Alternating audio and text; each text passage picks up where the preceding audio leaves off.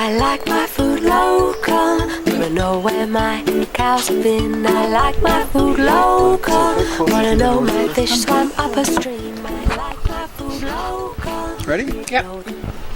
Hi, my name is Hans Peter Meyer, and today I'm talking to Moreka Jolar. Did I get that right? Jolar. Jolar, sorry.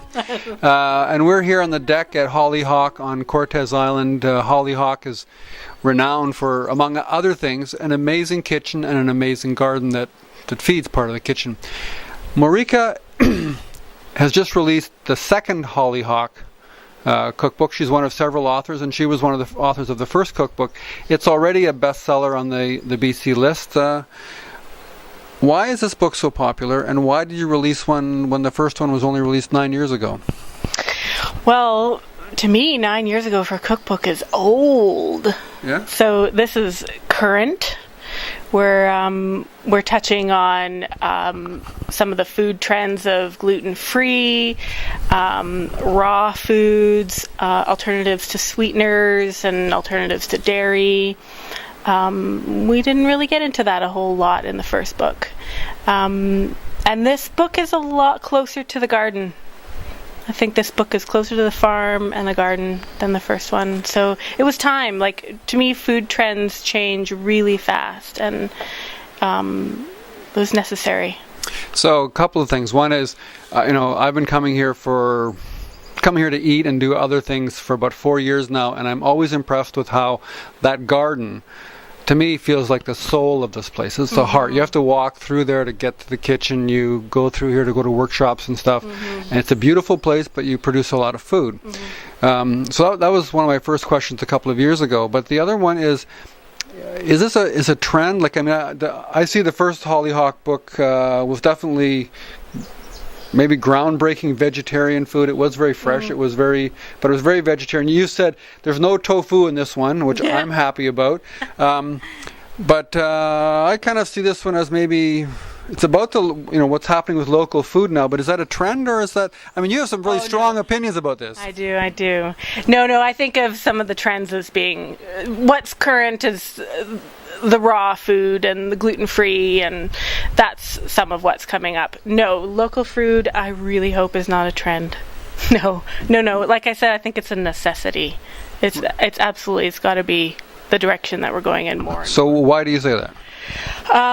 Because we're in a state. We're in a serious pickle here, and the planet, I think, is demanding it of us, that we stop spending the amount of fuel that we're spending on getting food here from New Zealand and Mexico, and that we start looking at the incredible diversity of what we can grow right here. And we get smart about how to prepare it and how to eat it and how to preserve it. That we can eat really plentiful, diverse foods here year-round if we know how to keep it right. Okay, so Cortes is not exactly, it's not a South Gulf Island. It's a kind of a discovery island here. It's lots of cloud cover. You've got a garden here that's basically built on a sand and gravel bank. How do you grow food year-round, or how do you eat year-round on Cortes? And you live on Quadra. You're farming on Quadra. How do you eat year-round? Give me an example. Like, what do you? So we're in January or February, and you're devoted to eating local. What are you eating? Well, for me, a really simple cover over a bed of greens will do just fine. It'll keep it from frosting. Heavy mulch of straw and leaves will keep things from frosting. And I'm really temperate because I'm right on the water, so that keeps my ground quite warm. I think I maybe this winter had 3 good overnight frosts, and that was it. So I actually was eating roots, potatoes from my storage, and beets and carrots right out of the ground all winter. And you described how you'd seeded scallions in the fall. And so how early were you eating those, and what were you doing with them so that you weren't just... I mean, so I can grow vegetables. I mean, I can grow greens in my garden all year round, but all winter long, but I get tired of eating like kale. Yeah, I know. I don't know what to say about that.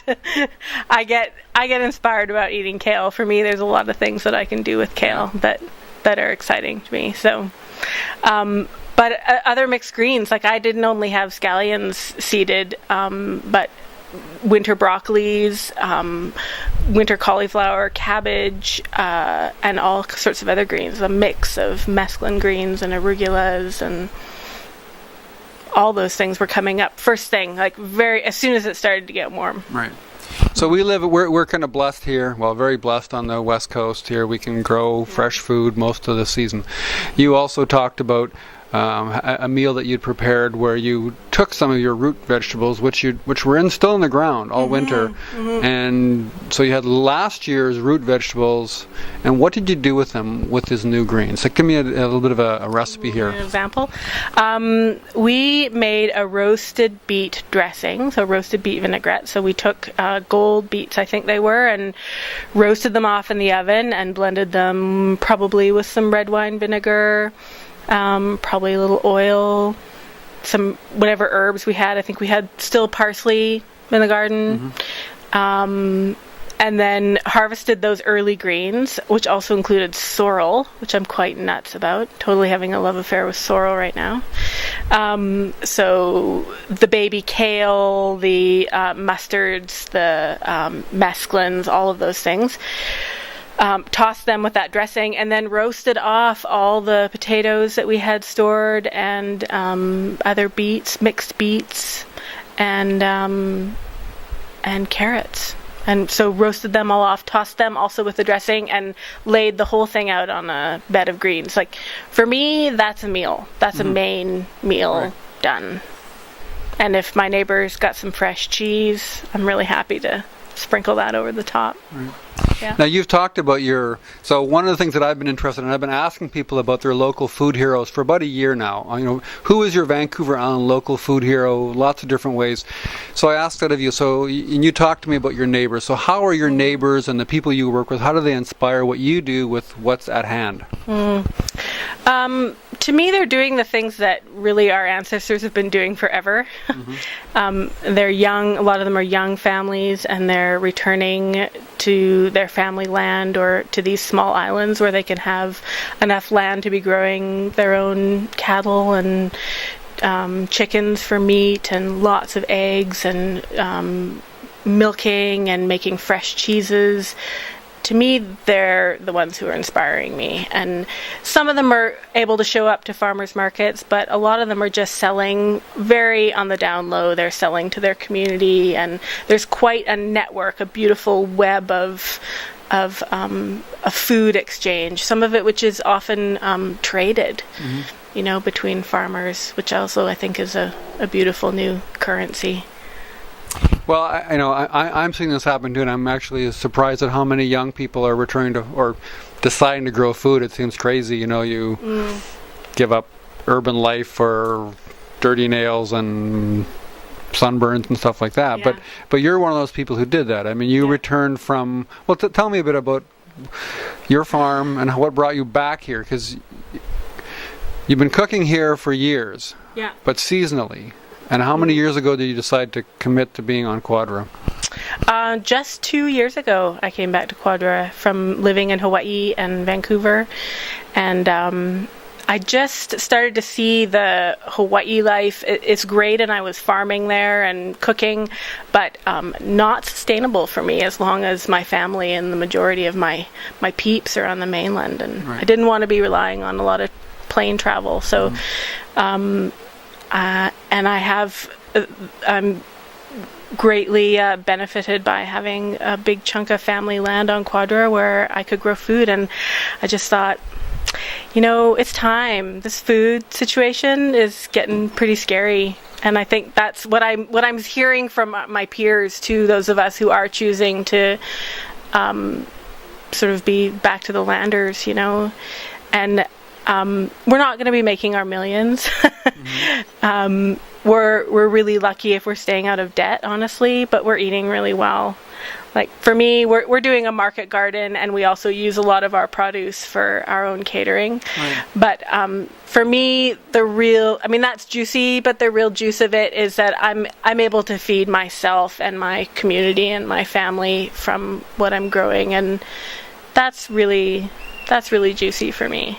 Okay. Well, and you've got a bunch of great recipes in here about how to eat close to your garden, how to eat close to the land here, or close to the farms and the farmers markets in our region anyway.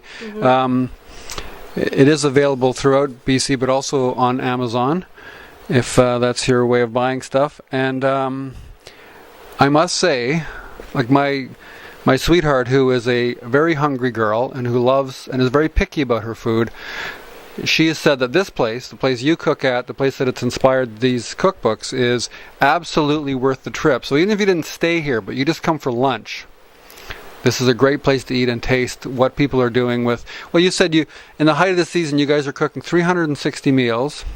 A day, yeah. And you have to basically you have to improvise a lot, because you're 2 ferries away from Vancouver Island, which is often another ferry trip away from suppliers, so you must have a lot of fun in the kitchen. We do. We have incredible fun in the kitchen. Yeah, it's a great group of people. The people I cook with here bring me back again and again, as does Nori. You know, she's a big factor for me to come back again. Right, and that's Nori Fletcher, who I'll also be interviewing while I'm here. She's the godmother of the garden. That's such an important place here. I think of the garden as sort of being the heart of Hollyhock, and the kitchen, the lungs. Oh yeah. Yeah. Okay. We're like this. Thank you very much. Yeah, you're welcome. Yeah, and thanks for producing this. There's a chocolate quinoa cake in here, flourless, that's worth the price of admission for sure. Yeah. Thanks a lot. Yeah, you're welcome. And thank you for watching. I wanna know what's on my plate was treated with good care. I like my food local, wanna know where my